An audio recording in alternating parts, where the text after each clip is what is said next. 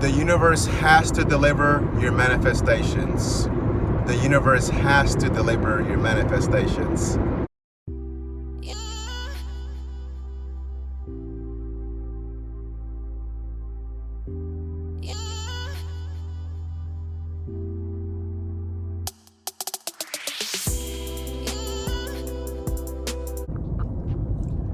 The universe has to deliver your manifestations.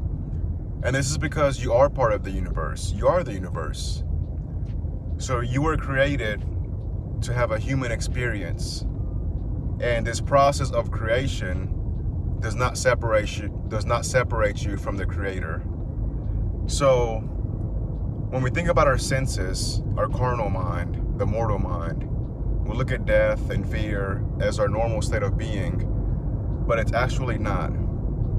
So your natural state of being is a spiritual being.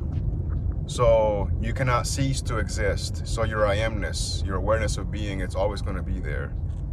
So the universe has to deliver because you're answering your own questions. So you are the giver and you're also the receiver. This is the gift of life. So whenever you have a desire for something, understand and know that your desires are of the Father. So they are of God. They are of the Creator. So you're not imagining something that doesn't exist.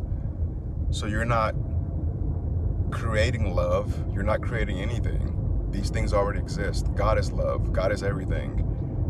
So become aware of your mindset and alter your mindset to understand that you are part of the universe, and whatever you desire, the universe has to deliver.